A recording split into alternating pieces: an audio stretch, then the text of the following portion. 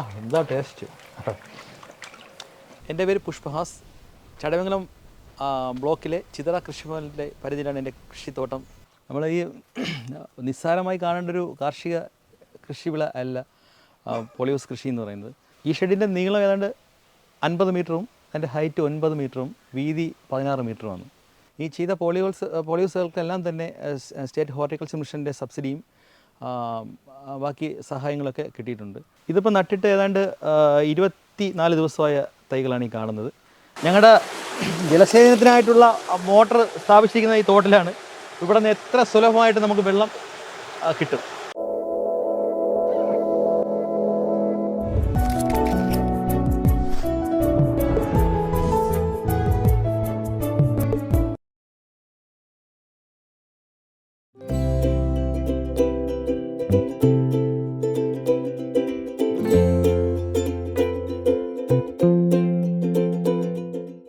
പച്ച വെള്ളരി പെരുമയുമായി pops polyhouse farm.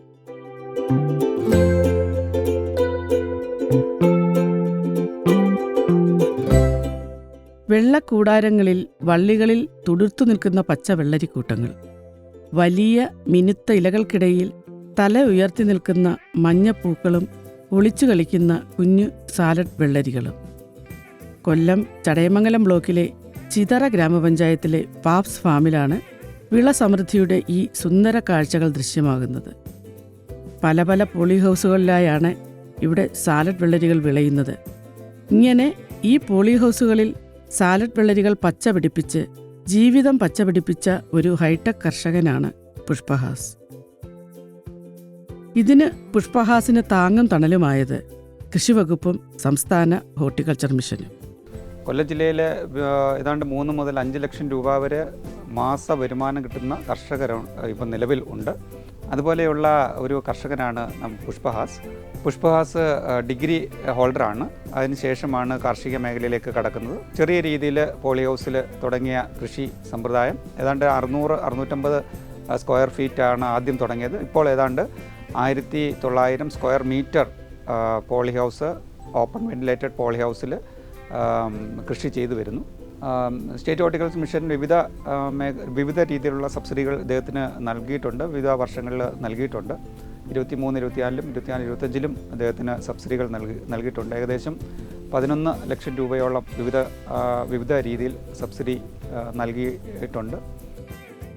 Pops farms എന്ന ഹൈടെക് ഫാമിൻ്റെ പ്രവേശന കവാടത്തിൽ തന്നെ നമ്മെ സ്വാഗതം ചെയ്യുന്നത് സംസ്ഥാന ഹോർട്ടിക്കൾച്ചർ മിഷൻ്റെ നാച്ചുറലി വെന്റിലേറ്റഡ് പോളിഹൗസിൻ്റെ ബോർഡാണ്. സംസ്ഥാന ഹോർട്ടിക്കൾച്ചർ മിഷൻ്റെ സഹായത്തോടെ വളർന്ന ഈ ഫാം ഇന്ന് ഹൈടെക് കൃഷിയിൽ കൊല്ലം ജില്ലയ്ക്ക് തന്നെ അഭിമാനമായി നിലകൊള്ളുന്നു. ഞാൻ 2014 കാർഷിക മേഖലയിലേക്ക് കടന്നു വരുന്നത്. അത് നമ്മുടെ ചിതറ പഞ്ചായത്തിനെ സംബന്ധിച്ച് പറഞ്ഞു കഴിഞ്ഞാൽ ഒരു ഫോറസ്റ്റിനോട് അടുത്ത്, വളരെ അടുത്ത് കിഴക്ക് മേഖലയിൽ സ്ഥിതി ചെയ്യുന്ന ഒരു ഗ്രാമപഞ്ചായത്താണ്. അപ്പം വന്യമൃഗങ്ങളെ സംബന്ധിച്ച് പറയുകയാണെങ്കിൽ ആന ഒഴിച്ച് ബാക്കി എല്ലാ സൈസ് മൃഗങ്ങളും ഇവിടെ ഉണ്ട്. അപ്പോൾ ഇതിവിടെ കൃഷി ചെയ്യാൻ പറ്റാത്തൊരവസ്ഥയാണ്. അപ്പോൾ ആ സമയത്താണ് കൃഷിഭവൻ എന്നുള്ള ഒരു നമുക്ക് കുറച്ച് കാര്യങ്ങൾ പറഞ്ഞ് മനസ്സിലാക്കുന്നത്. വെച്ചാൽ റെയിൻ ഷെൽട്ടറിൽ കൃഷി ചെയ്ത് കഴിഞ്ഞാൽ കാലാവസ്ഥാ വ്യതിയാനത്തെയും ഈ പറഞ്ഞ വന്യമൃഗങ്ങളെ ഒരു പരിധിവരെ ചെറുക്കാൻ കഴിയുന്നത് പറഞ്ഞ് മനസ്സിലാക്കുന്നുണ്ട്. പക്ഷേ തുടർന്ന് 2019 ആയപ്പോഴത്തേക്ക് ഏതാണ്ട് 1000 സ്ക്വയർ മീറ്ററോളം റെയിൻ ഷെൽട്ടർ എനിക്ക് ആയി കഴിഞ്ഞു. നല്ല രീതിയിൽ കൃഷി ചെയ്യാനും പഠിച്ചു. പക്ഷെ തുടർന്ന് ഇങ്ങനെ പോകുമ്പോഴത്തേക്കും നമുക്ക് ആധുനിക കാർഷിക മേഖലയിലേക്ക് കൂടുതൽ ഉൽപ്പാദനം കിട്ടണമെങ്കിൽ, ലാഭകരമാക്കണമെങ്കിൽ ഹൈടെക് പോളിസിനെ കുറിച്ച് മനസ്സിലാക്കി കൃഷി ഓഫീസിൽ നിന്നും ബ്ലോക്കിൽ നിന്നും ഉള്ള ഉദ്യോഗസ്ഥരുടെ നിർദ്ദേശപ്രകാരം ഹൈടെക് പോളിസിനെ കുറിച്ച് മനസ്സിലാക്കുകയും 2024 650 സ്ക്വയർ മീറ്റർ പോളിഹൗസ് ആദ്യമായി ചെയ്തു. പക്ഷേ അതിൻ്റെ കൃഷി വളരെയധികം ലാഭകരവും നല്ല രീതിയിൽ വിപണനം നടത്താൻ കഴിയും. നമ്മൾ ഈ നിസ്സാരമായി കാണേണ്ട ഒരു കാർഷിക കൃഷിവിള അല്ല പോളിഹൗസ് കൃഷി എന്ന് പറയുന്നത്. കൃത്യമായും സർക്കാരിൻ്റെ മേൽനോട്ടത്തിലുള്ള ക്ലാസ്സുകളും പിന്നെ പരിശീലന മുറകളും എല്ലാം തന്നെ നമുക്ക് കൃഷിഭവനിൽ നിന്നും കിട്ടാറുണ്ട്. കൃഷിഭവൻ എന്ന് വെച്ച് കഴിഞ്ഞാൽ അവർ കൃത്യമായും ക്ലാസ്സുകൾ വഴി അറേഞ്ച് ചെയ്തു തരാറുണ്ട്. അതൊക്കെ തന്നെ വളരെയധികം നമുക്ക് ഉപയോഗപ്പെടുന്നുണ്ട്. അതുപോലെ തന്നെ വെള്ളാനിക്കര കാർഷിക കോളേജിലെ KPC ചുൺ വെറൈറ്റിയും ഞാൻ പല പോളിഹൗസുകളിലും ചെയ്യുന്നുണ്ട്. അപ്പോൾ അവിടെ നിന്നുള്ള പ്രധാനപ്പെട്ട ഉദ്യോഗസ്ഥരുടെ എല്ലാം തന്നെ നല്ല സഹായം നമുക്ക് കിട്ടുന്നുണ്ട്. ഈ ചെയ്ത പോളിഹൗസുകൾക്കെല്ലാം തന്നെ സ്റ്റേറ്റ് ഹോർട്ടിക്കൾച്ചർ മിഷൻ്റെ സബ്സിഡിയും ബാക്കി സഹായങ്ങളൊക്കെ കിട്ടിയിട്ടുണ്ട്. സാലഡ് വെള്ളരികൾ വിളയുന്ന അനേകം പോളിഹൗസുകളാണ് പാഫ്സ് ഫാമിൻ്റെ പ്രധാന ആകർഷണം. പച്ചക്കറികളിൽ ഏറ്റവും ഗുണമേന്മയേറിയതും ആരോഗ്യമുള്ള ശരീരവും ചർമ്മവും പ്രദാനം ചെയ്യുന്നതുമായ ഒന്നാണ് സാലഡ് വെള്ളരികൾ. നല്ല ആരോഗ്യ ഗുണങ്ങളോടൊപ്പം മികച്ച ആദായവും നൽകുന്നു.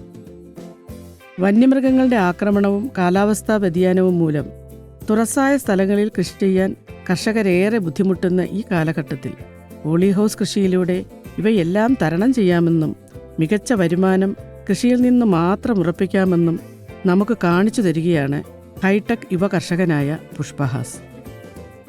കൃഷിയെ മാത്രം ആശ്രയിച്ച് കൃഷി മുഖ്യ ഉപജീവനമാർഗമാക്കിയ കർഷകൻ്റെ കൃഷിയിടമാണ് പാഫ്സ് ഫാംസ്.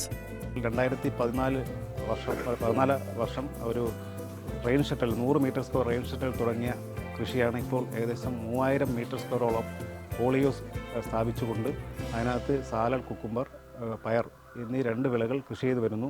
നമ്മൾ കൃഷി വകുപ്പിൻ്റെയും സ്റ്റേറ്റ് ഹോർട്ടിക്കൾച്ചർ മിഷൻ്റെയും വിവിധ സ്കീമുകൾ ഉൾപ്പെടുത്തി എല്ലാ കൃഷിക്കും നമ്മൾ സബ്സിഡിയും നൽകി വരുന്നു. അതുപോലെ തന്നെ കൃഷിനാശത്തിന് വേണ്ട എല്ലാ സാങ്കേതിക സഹായങ്ങളും കൃഷി വകുപ്പ് ഉദ്യോഗസ്ഥർ നൽകുന്നുണ്ട്. ഇദ്ദേഹം കഴിഞ്ഞ 2 വർഷക്കാലമായിട്ട് കൃഷിഭവൻ്റെയും നമ്മുടെ കാർഷിക വികസന കർഷകക്ഷേമ വകുപ്പിൻ്റെ അതുപോലെ സംസ്ഥാന ഹോർട്ടിക്കൾച്ചർ മിഷൻ്റെയും ഭാഗമായിട്ട് ഏകദേശം 1900 സ്ക്വയർ മീറ്റർ പോളിഹൗസിന് വേണ്ടിയുള്ള സബ്സിഡിയായി ഏകദേശം 9 ലക്ഷം രൂപയും അതുപോലെ തന്നെ ഇതിനകത്ത് കൃഷി ചെയ്യുന്നതിന് വേണ്ടിയുള്ള ആനുകൂല്യങ്ങളും അതുപോലെ പാക്ക് ഹൗസിനുള്ള ഏകദേശം 2 ലക്ഷം രൂപയും നമ്മൾ ആനുകൂല്യത്തിന് വേണ്ടി നൽകുന്നതാണ്. പോളിഹൗസ് കൃത്യത കൃഷിയിലൂടെ തൊഴിലാളികളുടെ എണ്ണം ലാഭിക്കുവാനും കുറഞ്ഞ ചെലവിൽ കൂടുതൽ ഉൽപ്പാദനം നേടാനും സാധിക്കുന്നു. പാഫ്സ് ഫാമിൽ പ്രകൃതി കനിഞ്ഞു നൽകിയ ജലസ്രോതസ്സും ഇവിടുത്തെ കാലാവസ്ഥയും കൃഷിക്ക് ഏറെ പ്രയോജനപ്പെടുന്നു. ഞങ്ങളുടെ ജലസേചനത്തിനായിട്ടുള്ള മോട്ടർ സ്ഥാപിച്ചിരിക്കുന്ന ഈ തോട്ടിലാണ്. ഇവിടെ നിന്ന് എത്ര സുലഭമായിട്ട് നമുക്ക് വെള്ളം കിട്ടും.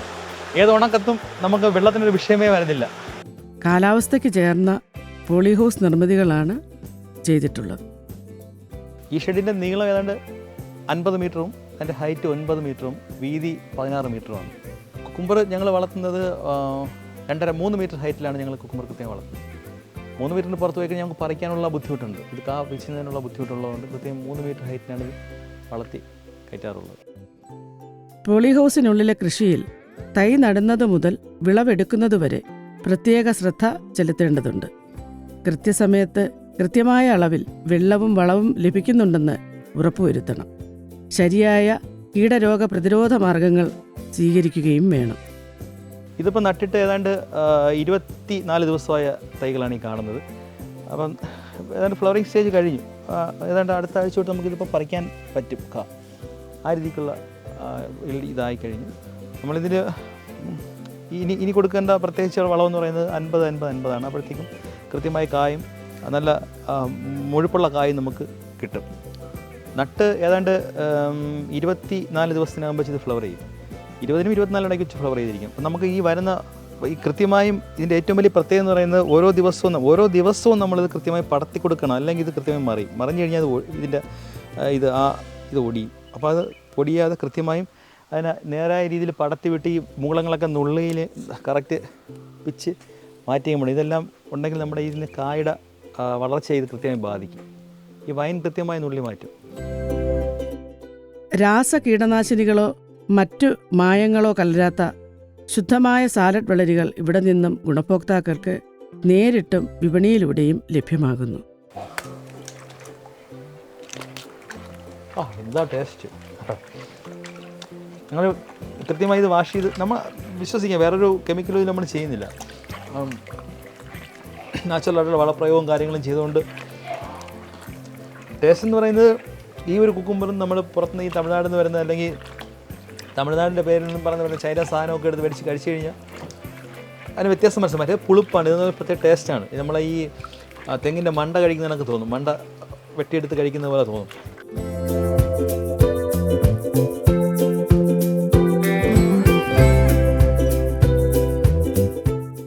കൃത്യമായ വിപണിയും കൃത്യമായ ആസൂത്രണവുമാണ് പാഫ്സിൻ്റെ വിജയത്തിന് ആധാരം.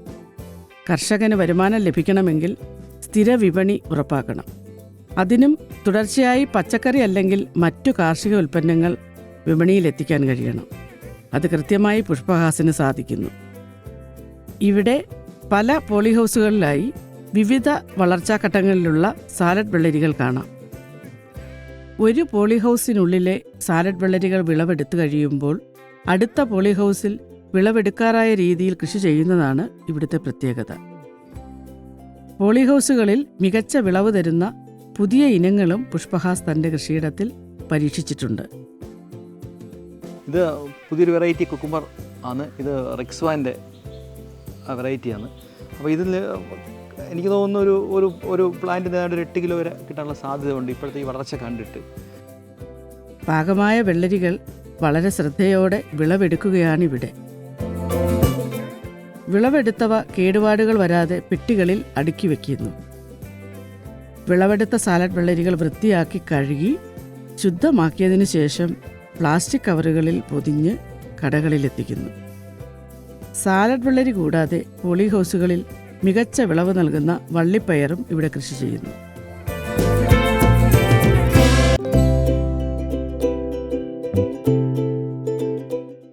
പോട്ടിംഗ് മിശ്രിതം നിറച്ച ഗ്രോ ബാഗുകളിലാണ് പയർ കൃഷി ചെയ്യുന്നത്.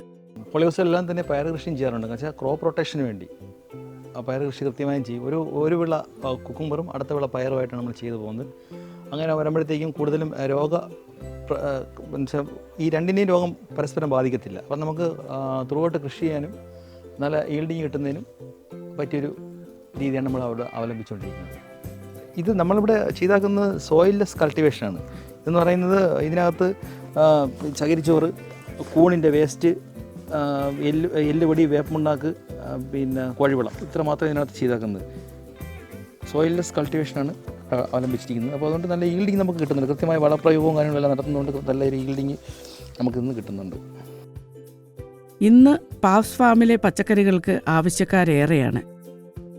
വിപണിയിലെ ആവശ്യങ്ങൾക്കനുസരിച്ച് ഉൽപ്പാദനം കൂട്ടുന്നതിലേക്കായി പുതിയ പോളിഹൗസുകളുടെ നിർമ്മാണ തിരക്കിലാണ് ഈ കർഷകൻ. പുതുതായി പൂർത്തീകരിച്ച പോളിഹൗസിൽ തുള്ളിനനയും മൾച്ച് ഷീറ്റും സജ്ജമാക്കി പുതിയ നടീലിനായി തയ്യാറാവുകയാണിവിടെ. 850 സ്ക്വയർ മീറ്ററാണ് ഇതിൻ്റെ വിസ്തീർണം. ഇത് ഉദ്ഘാടനം ചെയ്തത് ജില്ലാ പ്രിൻസിപ്പൽ കൃഷി ഓഫീസറാണ്. ഇതിൻ്റെ ഭാഗമായിട്ട് നമ്മൾ ഇതിനകത്ത് ഏതാണ്ട് 8 ബെഡുകൾ നമ്മൾ അറേഞ്ച് ചെയ്തിട്ടുണ്ട്. 2 സൈഡിലായിട്ട് ചെയ്യാൻ പോകുന്നത് ചീരയാണ്. ചീരയും ബാക്കിയുള്ള പച്ചക്കറി ആയിട്ടാണ് നമ്മളിതിനകത്ത് ചെയ്യാൻ പോകുന്നത്. പിന്നെ ഇതിൻ്റെ ഒരു പ്രത്യേകത എന്ന് പറയുന്നത് നമ്മൾ 6 ആക്ക് മോഡലാണ് ചെയ്തിട്ടുള്ളത്, ഈ കൺസ്ട്രക്ഷൻ ചെയ്തിട്ടുള്ളത്. അപ്പോൾ ഇതിൻ്റെ ഈ 2 സൈഡിലും തോടാണ്. അപ്പോൾ നമുക്ക് ഈ പറയുന്ന പിന്നെ ചൂട് പരമാവധി കുറഞ്ഞ് കിട്ടുന്നുണ്ട്. അപ്പോൾ അതിൻ്റെ ഭാഗമായിട്ട് നമുക്ക് ഈ പറഞ്ഞ ഈ എന്താണ് ഫോഗറും ബാക്കിയുള്ളതൊന്നും അറേഞ്ച് ചെയ്യേണ്ടി വരുന്നത്. പിന്നെ ഡ്രിപ്പ് ഇറിഗേഷൻ്റെ വർക്കുകളെല്ലാം ചെയ്തിട്ടുണ്ട്. ഇനി ചെയ്യാൻ പോകുന്നത് സലാഡ് കുക്കുംബറാണ്. പാവ്സ് ഫാമിൻ്റെ പ്രത്യേകത തന്നെ ഇവിടെ ഇത്രയും വൃത്തിയായും മനോഹരമായും പരിപാലിക്കുന്ന പോളിഹൗസുകളും കൃത്യമായി വിപണി ലക്ഷ്യമാക്കി ആസൂത്രണം ചെയ്തിട്ടുള്ള ഹൈടെക് കൃഷി രീതികളുമാണ്. ഞങ്ങളെ കൂടുതലായിട്ട് ഇതിനെ പ്രൊമോട്ട് ചെയ്തുകൊണ്ടിരിക്കുന്നത് ചടയമംഗലം കൃഷി അസിസ്റ്റൻറ്റ് ഡയറക്ടറും കൃഷിഭവനും ജില്ലാ കൃഷി ഓഫീസർമാരും അഡീഷണൽ ഡയറക്ടർമാരും എല്ലാം തന്നെ ഞങ്ങൾ ഒരുപാട് ഈ അവരുടെ ഒരു 1-2 മാസം കൂടുമ്പോൾ കൃത്യമായി അവരിവിടെ വരികയും ഇതിൻ്റെ കാര്യങ്ങൾ മനസ്സിലാക്കുകയൊക്കെ ചെയ്യാറുണ്ട്. പുതുതായിട്ട് ഈ മേഖലയിലേക്ക് വരുന്ന കർഷകരോട് പറയാനുള്ളത്, നമുക്ക് ഇതൊരു സോഷ്യൽ മീഡിയയിലൊക്കെ കാണുമ്പോൾ വളരെ ആവേശകരമായി തോന്നും. കാ പറിക്കുന്നതും നടുന്നതും ഈ പൂ നിൽക്കുന്നതും ഇതിൻ്റെ ഒരു സ്ട്രക്ചർ വർക്ക് കാണുമ്പോൾ വളരെ ഈസി ആയിട്ട് തോന്നും. പക്ഷേ ഇതല്ല. നമ്മൾ നിരന്തരമായ കൃഷിഭവനായിട്ടുള്ള ഇടപെടലുകളും അവിടുത്തെ ഉദ്യോഗസ്ഥരുടെ പിന്നെ അവരോട് പറയണം ഞങ്ങൾ ഇന്ന കൃഷികൾ ചെയ്യാൻ താല്പര്യമുണ്ട്. അപ്പോൾ അവരതിനെക്കുറിച്ച് പറഞ്ഞ് മനസ്സിലാക്കി തരികയും അതുപോലെ തന്നെ ബ്ലോക്ക് തലത്തിലെ ബ്ലോക്ക് ഉദ്യോഗസ്ഥരും ബ്ലോക്ക് തലത്തിലെ നിരന്തരമായ ക്ലാസ്സുകളും അവരെ തന്നെ കൃത്യമായി ആത്മയുടെ പരിശീലന പരിപാടികൾക്കൊക്കെ പോയ ശേഷം മാത്രമേ ആധുനിക കാർഷിക രീതിയിലേക്ക് ഇറങ്ങാവൂ. പ്രത്യേകിച്ച് ഹൈടെക് പോളിഹൗസ് ചെയ്യാൻ ഉദ്ദേശിക്കുന്ന വ്യക്തിയോട്, ചെറുപ്പക്കാരോട് അല്ലെങ്കിൽ കർഷകരോട് പറയാനുള്ളത്, ഈ കൃഷി കൃത്യമായി മനസ്സിലാക്കാതെ ചെയ്തു കഴിഞ്ഞാൽ 100% ഇത് നഷ്ടമായി തന്നെ തീരും. കാരണം വെച്ച് കഴിഞ്ഞാൽ ഈ ചെയ്തിരുന്ന സ്ട്രക്ചർ മാത്രമായി തീരും. ഇതിനകത്ത് പിന്നെ കൃഷി ചെയ്യാൻ പറ്റത്തില്ല. എന്ന് വെച്ച് കഴിഞ്ഞാൽ ഒരു കാരണവശാലും നമുക്ക് ലാഭകരമാക്കി എടുക്കാൻ പറ്റത്തില്ല. ബ്രോയിലർ കോഴി വളർത്തുന്ന പോലെയാണ്. ഇൻവെസ്റ്റ്മെൻറ്റ് ഹൈ ആണ്. ഷെഡിൻ്റേതായാലും ഇതിൻ്റെ പരിപാലിച്ച് അത് ഫലമായി എടുത്ത് കൊണ്ട് വിൽക്കുന്നവരെയുള്ള ഇൻവെസ്റ്റ്മെൻറ്റ് ഹൈ ആണ്. അപ്പോൾ നമുക്കതിൽ കൂടുതൽ പ്രോഫിറ്റ് മോട്ടീവ് ആക്കണമെങ്കിൽ ഈ കാർഷിക മേഖലയെ കൃഷി രീതികളെക്കുറിച്ചുള്ള കൃത്യമായ പരിശീലന പരിപാടികളിൽ പങ്കെടുത്ത് കാർഷിക ഉദ്യോഗസ്ഥരുടെയൊക്കെ നിരന്തരമായ അവരുടെ ഇടപെടലൊക്കെ ഉണ്ടെങ്കിൽ മാത്രമേ നമുക്കിത് വിജയിപ്പിക്കാൻ പറ്റൂ. സദാസമയവും തൻ്റെ കൃഷിയിടത്തിൽ വിവിധ കാർഷിക പ്രവർത്തനങ്ങളിൽ വ്യാപൃതനായിരിക്കുന്ന പുഷ്പഹാസ് തൻ്റെ എല്ലാ വളർച്ചയ്ക്കും അടിസ്ഥാനമായ കൃഷിയെ ഏറെ സ്നേഹിക്കുന്നു. ആധുനിക കൃഷിരീതിയിലൂടെ കൃഷി മുഖ്യ വരുമാനമാർഗമാക്കാമെന്നും സ്ഥിര വിപണി കണ്ടെത്തുന്നതിലൂടെ സ്ഥിരമായ വരുമാനം ഉറപ്പാക്കാമെന്നും നമ്മെ ബോധ്യപ്പെടുത്തുകയാണ് ഈ യുവകർഷകൻ. പാപ്സ് ഫാമിനെ ഒരു ഫാം ടൂറിസം എന്ന തലത്തിലേക്ക് ഉയർത്താനുള്ള പണിപ്പുരയിലാണ് ഇദ്ദേഹം. ഫാം ടൂറിസം എന്ന സ്വപ്ന സാക്ഷാത്കാരത്തിലേക്ക് എത്താനും മറ്റുള്ള കർഷകർക്ക് ഒരു മികച്ച മാതൃകയാകാനും പുഷ്പഹാസിന് കഴിയട്ടെ എന്ന് ആശംസിക്കുന്നു. കൂടുതൽ വിവരങ്ങൾക്ക് പുഷ്പഹാസ് 9383430276